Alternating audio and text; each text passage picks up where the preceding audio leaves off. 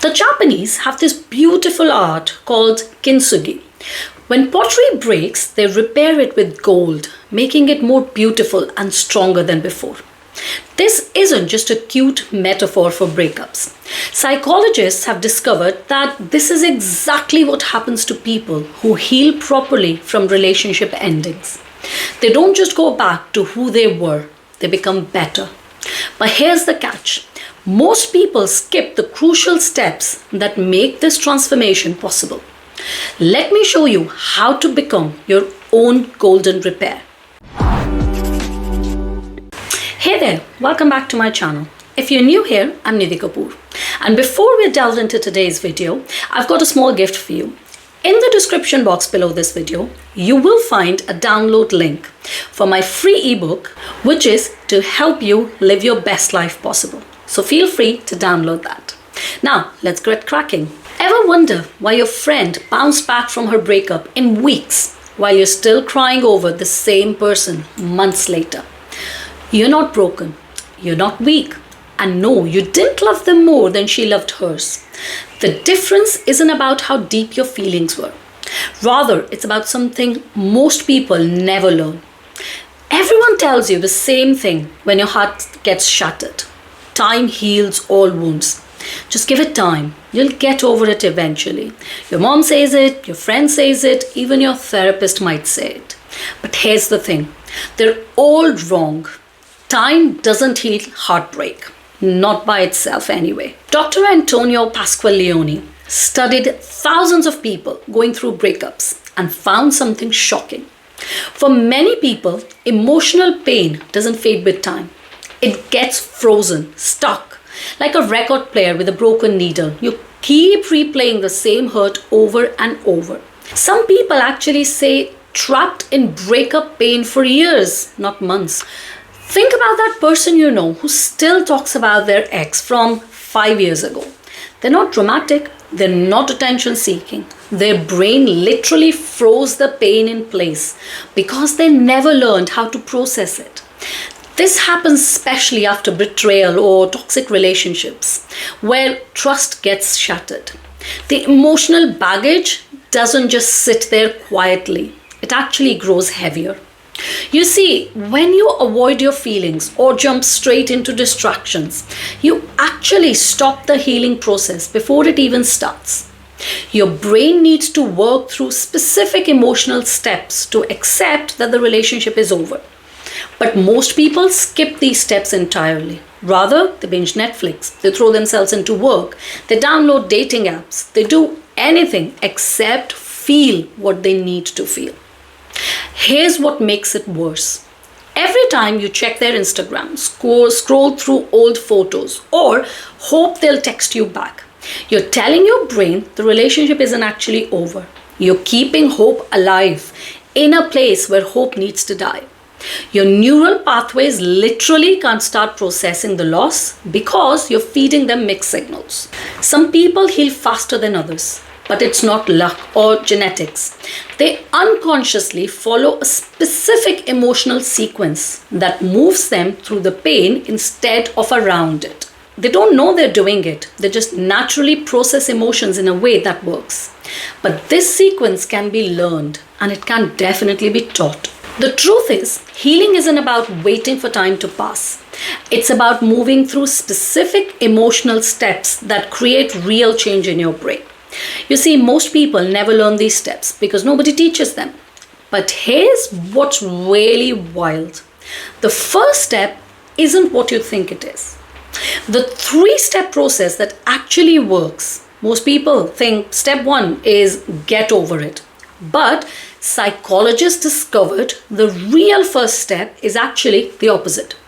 Research shows there's a specific 3-step emotional sequence that people who heal quickly naturally follow. They don't know they're doing it, but once you understand these steps, you can follow them too. Step 1 feels completely wrong to most people.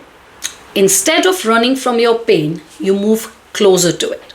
This is called the acknowledge and tolerate phase. So you stop saying, I feel terrible, and start naming exactly what you're feeling. Are you angry, sad, betrayed, lonely, ashamed? You see, each emotion needs to be identified separately because your brain processes them all differently. Now, you sit with these feelings without trying to fix them or make them go away. You don't need to like them. You just need to let them exist. Think of it like having the flu. You don't try to convince yourself you're not sick.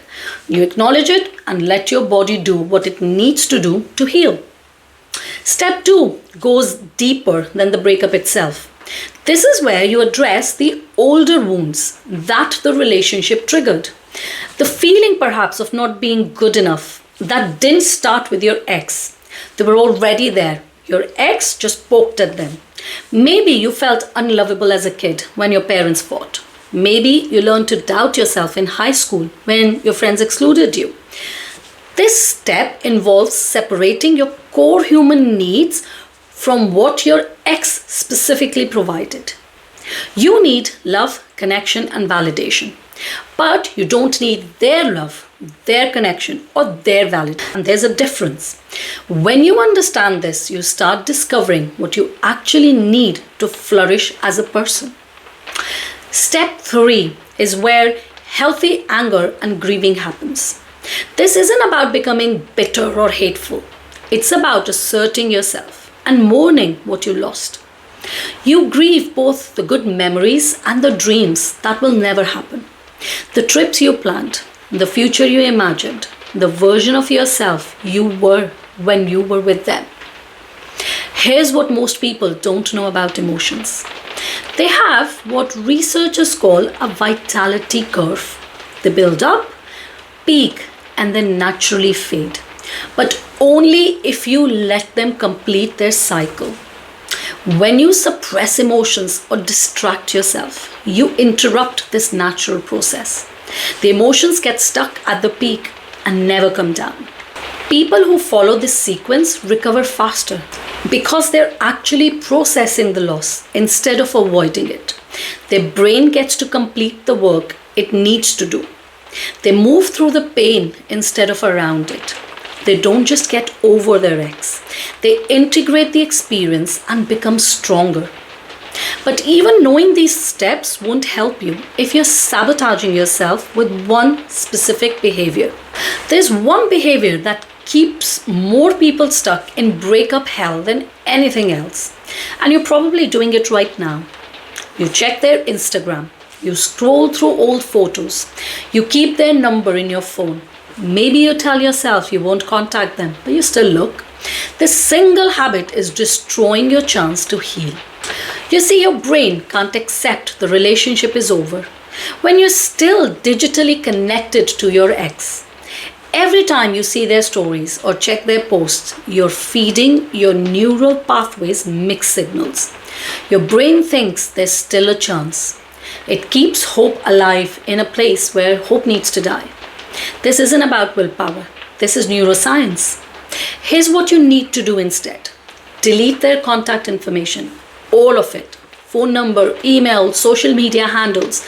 Unfollow them on every platform. Block them if you have to. This isn't mean or petty. This is medicine. You're creating the space your brain needs to start processing the loss.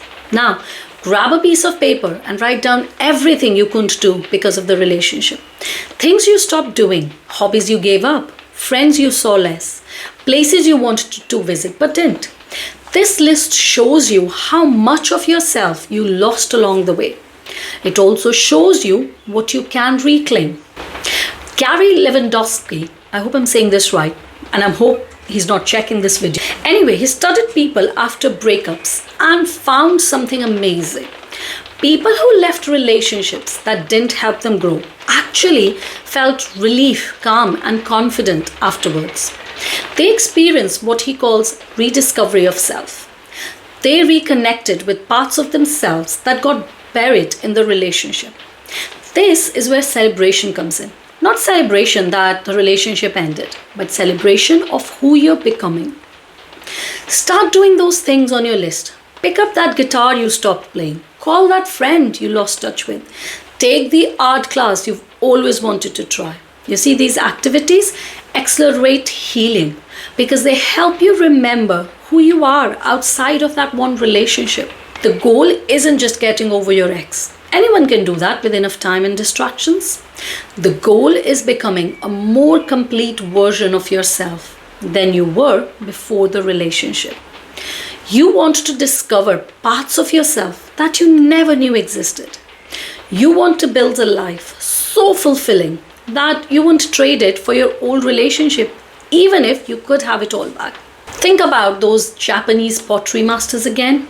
They don't try to hide the cracks or pretend the breaking never happened.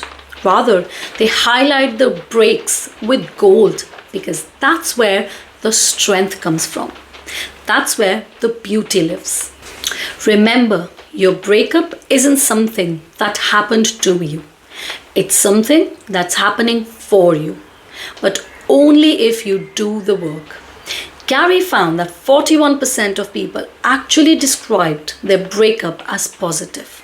They didn't just survive it, they thrived because of it. Right now, choose one action. Delete that contact, unfollow that account, write down one thing you want to rediscover about yourself. Stop waiting for time to fix you. You have the power to become your own golden repair, stronger and more beautiful than before. The cracks aren't your weakness. They are where your light gets in. Well, that's it for this video. I really hope it helped you. And if it did, I'd love to read it in the comments. So please, if you can, put that in the comments below. See you in the next one. Till then, take care.